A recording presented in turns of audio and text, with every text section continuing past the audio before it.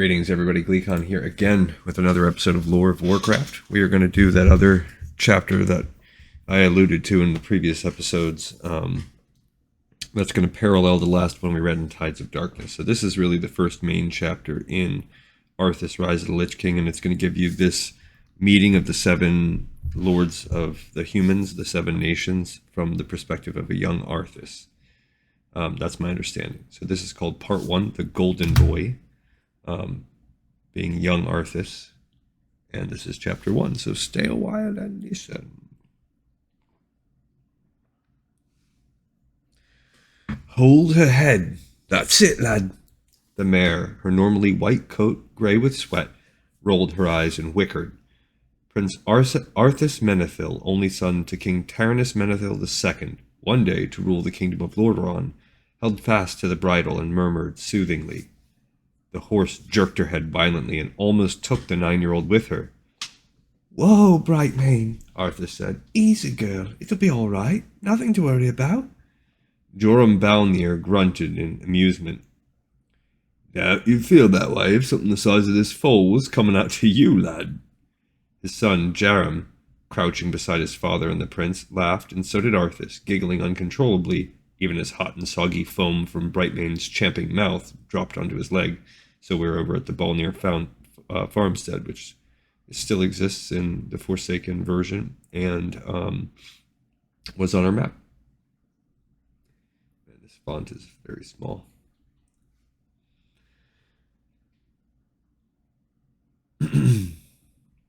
One more push, girl, Balnir said, moving slowly along the horse's body to where the foal, encased in a shiny shroud-like membrane, was halfway through its journey into the world. Arthas wasn't really supposed to be here, but when he had no lessons, he often sneaked away to the Balnir farmstead. I wonder if we can move the font up a little bit. Yeah, there we go.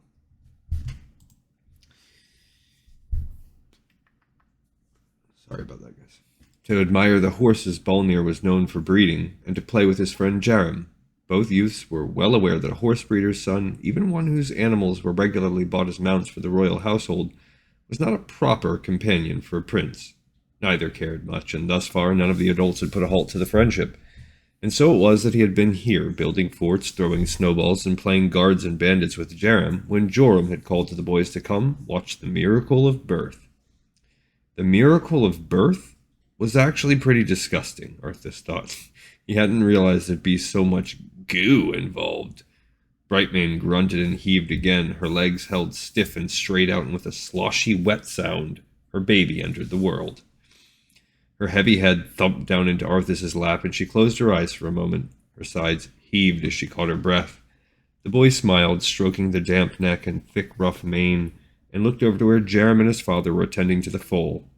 It was chilly in the stables at this time of year, and steam rose faintly from its warm, wet body. With a towel and dry hay, father and son rubbed off the last of the foal's unsettling shroud-like covering, and Arthas felt his face stretching in a grin. Damp, gray, all long, tangled legs and big eyes, the foal looked around, blinking in the dim lantern light. Those large brown eyes locked with Arthas's. You're beautiful, Arthas thought, his breath stopping for a moment, and realized that the much-touted miracle of birth really was pretty miraculous. Brightmane began to struggle to her feet. Arthas leaped to his own and pressed back against the wooden walls of the stable so the great animal could turn around without crushing him. Mother and newborn sniffed each other, then Brightmane grunted and began to bathe her son with her long tongue. Hey, lad, you're a bit worse for wear, said Joram. Arthas looked down at himself and his heart sank. He was covered in straw and horse spittle. Arthas shrugged. Maybe I should jump into a snowbank on my way back to the palace, he offered, grinning. Sobering slightly, he said, Don't worry. I'm 9 years old now. I'm no longer a baby. I can go right. There was a squawking of chickens and the sound of a man's booming voice, and Arthas's face fell. He squared his small shoulders, made an intense but ultimately ineffectual attempt at brushing off the straw, and strode out of the barn. Sir Uther, he said in his best I am the prince and you had best remember it voice, these people have been kind to me. I pray you don't go trampling their poultry. Or their snapdragon beds, he thought, glancing over at the snow-covered piles of raised earth where the beautiful blooming flowers that were Vera Balnir's pride and joy would burst forth in a few short months.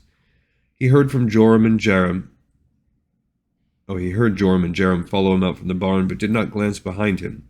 Instead, regarding the mounted knight, fully clad in armor, Arthas gasped. "What's happened?" "I'll explain on the way," Lothar said grimly. "I'll send someone back for your horse, Prince Arthas. Steadfast can travel faster, even with two." He reached down, a large hand closing on Arthas's arm, and swung the boy up in front of him as if he weighed nothing at all. Vera had come out of the house at the sound of a horse approaching at full gallop. She was wiping her hands off on a towel and had a smudge of flour on her nose. Her blue eyes were wide, and she looked over at her husband worriedly. Lothar nodded politely to her. "We'll discuss this later," Lothar said. "Ma'am." He touched his forehead with a mailed hand in courteous salute, then kicked his horse Steadfast, armored as his rider was, and the beast leaped into action. Lothar's arm was like a band of steel around Arthas's midsection. Fear bubbled up inside the boy, but he pushed it down even as he pushed on Uther's arm. "I know how to ride," he said, his petulance covering up his worry. "Tell me what is going on." "A rider from South Shore has come and gone. He brings ill news. A few days ago, hundreds of small boats filled with refugees from Stormwind landed on our shores," Lothar said. He did not remove his arm. Arthas gave up that particular struggle and craned his neck, listening intently, his sea-green eyes wide and fastened on Uther's grim face. "Stormwind has fallen." "What? Stormwind? How? To who? What?" "We'll find all that out shortly. The survivors, including Prince Varian, are being led by Stormwind's one-time champion, Lord Anduin Lothar. He, Prince Varian, and the others will be coming to Capital City in a few days. Lothar has warned us he bears alarming news. Obvious enough if something had destroyed Stormwind. I was sent to find you and bring you back. You've no business playing with the common folk at this moment." Stunned, Arthas turned and faced forward again, his hands gripping Steadfast's mane. Stormwind? He had never been there, but had heard tales about it. It was a mighty place, with great stone walls and beautiful buildings. It had been built with sturdiness in mind, to withstand the buffeting of the fierce winds from which it had taken its name. To think that it had fallen. Who or what could be strong enough to take such a city? "How many people came with them?" he asked, pitching his voice louder than he really wished to, in order to be heard of the drumming of the horses' hooves as they headed back toward the city.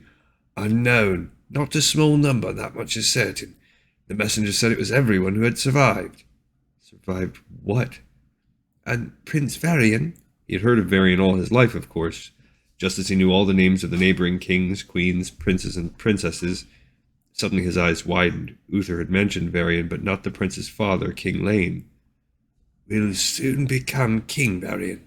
King Lane fell with Stormwind." This news of a single tragedy hit Arthas harder somehow than the thought of thousands of people suddenly rendered homeless. Arthas' own family was close-knit. He, his sister Callia, his mother, Queen Leanne, and of course King Taranis. He'd seen how some rulers behaved with their families, and he knew that his was remarkable in the degree of closeness. To have lost your city, your way of life, and your father?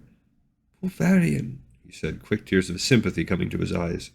Uther patted his shoulder awkwardly. "Aye," he said, "it is a dark day for the boy." Arthas shivered suddenly, and not from the cold of a bright winter's day. The beautiful afternoon, with its blue sky and softly curving snow-draped landscape, had suddenly darkened for him. A few days later, Arthas was standing up on the castle's ramparts, keeping Falric, one of the guards, company, and handing him a steaming hot mug of tea. Such a visit, like the ones Arthas paid to the Balnir family and the castle's scullery maids and valets and blacksmiths, and indeed nearly every underling on the royal guards, was not unusual. Taranis always sighed, but Arthas knew that no one was ever punished for speaking with him, and indeed he sometimes wondered if his father secretly approved.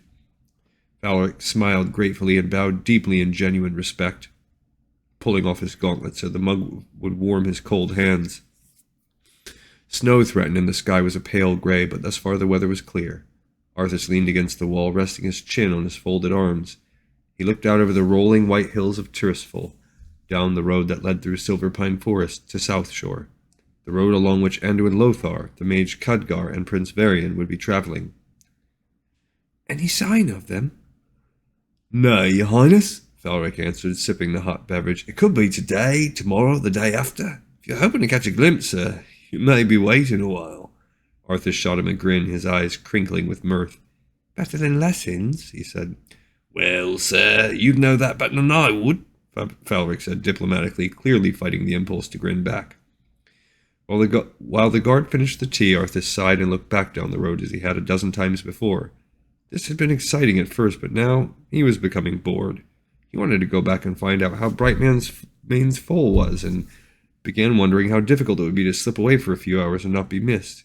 Falric was right. Lothar and Varian might still be a few days away if... Arthas blinked. He slowly lifted his chin from his hands and narrowed his eyes. They're coming, he cried, pointing.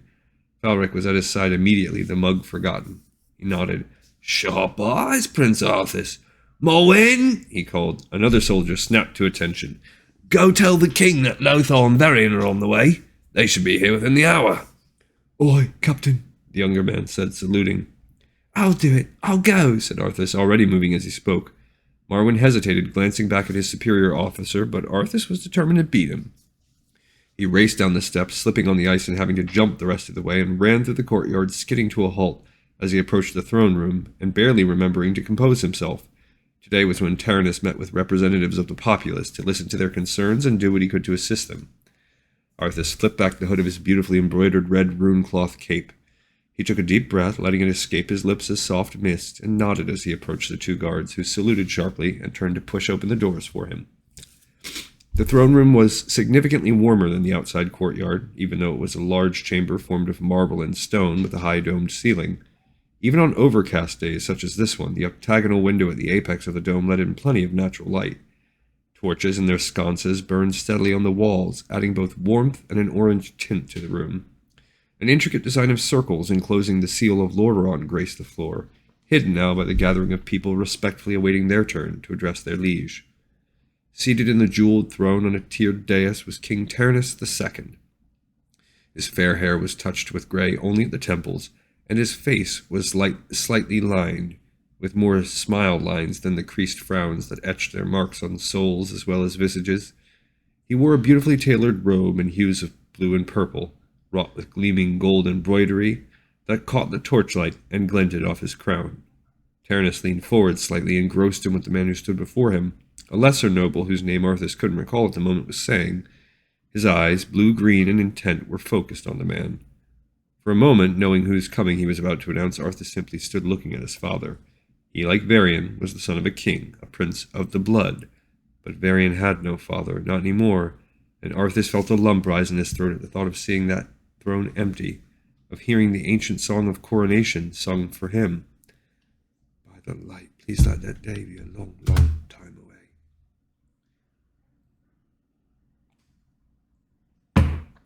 Perhaps feeling the intensity of his son's gaze, Taranis glanced over at the door. His eyes crinkled in a smile for a moment, then he returned his attention to the petitioner. Arthas cleared his throat and stepped forward. Pardon the interruption. Father, they're coming. I saw them. They should be here within the hour. Taranis sobered slightly. He knew who they were. He nodded. Thank you, my son. Those assembled looked at one another. Most of them, too, knew who they were, and they moved as if to end the meeting. Taranis held up a hand. Nay, the weather holds, and the road is clear. They will arrive when they do, and not a moment before. Until then, let us continue. He smiled ruefully. I have a feeling that once they come, audiences such as this will need to be tabled. Let us finish as much business as we can before that moment. Arthas looked at his father with pride. This was why people loved Taranis so much, and why the king usually turned a blind eye to his son's adventuring among the common folk. Taranis cared deeply about the people he ruled, and had instilled that sentiment in his son. Shall I ride out to meet them, father? Taranis scrutinized his son for a moment, then shook his fair head. No, I think it best if you do not attend this meeting. Arthas felt like he'd been struck. Not attend? He was 9 years old. Something very bad had happened to an important ally, and a boy not much older than he had been rendered fatherless by it. He felt a sudden flash of anger. Why did his father insist on sheltering him so? Why was he not allowed to attend important meetings? He bit back the retort that would have sprung to his lips had he been alone with Taranis. It would not do to argue with his father here in front of all these people, even if he was totally and completely in the right on this. He took a deep breath, bowed, and left. An hour later, Arthas Menethil was safely ensconced in one of the many balconies that overlooked the throne room. He grinned to himself. He was still small enough to hide under the seats if anyone poked their nose in for a quick perusal. He fidgeted slightly. Another year or two and he wouldn't be able to do this. But in a year or two, surely Father will understand that I deserve to be present at such events and I won't have to hide. The thought pleased him. He rolled up his cloak and used it as a pillow while he waited. The room was warm from braziers, torches, and the heat of many bodies in a small space. The heat and the soothing murmur of voices in normal discussion lulled him, and he almost fell asleep. "Your Majesty," the voice, powerful and resonant and strong, jerked Arthas awake. "I am Anduin Lothar, a knight of Stormwind." They were here! Lord Anduin Lothar, the one-time champion of Stormwind. Arthas edged out from under the seat and rose carefully, making sure he was hidden behind the blue curtain that draped the box, and peeked out. Lothar looked every inch the warrior, Arthas thought as he regarded the man. Tall, powerfully built, he wore heavy armor with an ease that indicated he was well accustomed to its weight. Although his upper lip and jaw sported a thick mustache and short beard, his head was almost bald. What hair he had left had been tied back in a small ponytail. Beside him stood an old man in violet robes. Arthas's gaze fell on the boy who could only be Prince Varian Rin. Tall, slender yet but with broad shoulders that promised the slim frame would one day fill out. He looked pale and exhausted. Arthas winced as he regarded the youth, a few years older than he, looking lost, alone, and frightened. When addressed, Varian recovered and gave the polite requisite replies. Taranis was an old hand at knowing how to make people feel comfortable. Quickly he dismissed all but a few couriers and guards and rose from his throne to greet the visitors. "Please be seated," he said, choosing not to sit in the glorious throne, as was his right, but instead perching on the top of the stair of the dais. He drew Varian down beside him in a fatherly gesture. Arthas smiled. Hidden away, the young prince of Lordaeron watched and listened closely, and the voices that floated up to him spoke words that sounded almost fanciful. Yet as he regarded this mighty warrior of Stormwind, and even more, as he studied the wan visage of the future king of such a magnificent realm, Arthas realized with a creeping feeling that none of this was fantasy. All of it was deathly real, and it was terrifying. The men gathered spoke of creatures called orcs that had somehow infested Azeroth. Huge, green, with tusks for teeth and lusting for blood, they had formed a horde that flowed like a seemingly unstoppable tide. "Enough to cover the land from shore to shore," Lothar said direly. It was these monsters that had attacked Stormwind and made refugees, or corpses, Arthas realized, of its denizens. Things got heated when some courtier or other clearly didn't believe Lothar. Lothar's temper rose, but Taranis diffused the situation and brought the meeting to a close. "I will summon my neighboring kings," he said. "These events concern us all. Your Majesty, I offer you my home and my protection for as long as you shall need it." Arthas smiled. Varian was going to stay here in the palace with him. It would be nice to have another noble boy to play with. He got along well enough with Kalia, who was 2 years his elder, but while she was a girl, and while he was fond of Jerem, he knew that their opportunities to play together were perforce limited. Varian, however, was a prince of the blood just like Arthas, and they could spar together and ride and go exploring. "You're telling us to prepare for war." His father's voice cut in on his thoughts with brutal efficiency, and Arthas's mood grew somber again. "Yes," Lothar replied. "A war for the very survival of our race." Arthas swallowed hard, then left the viewing box as silently as he had come.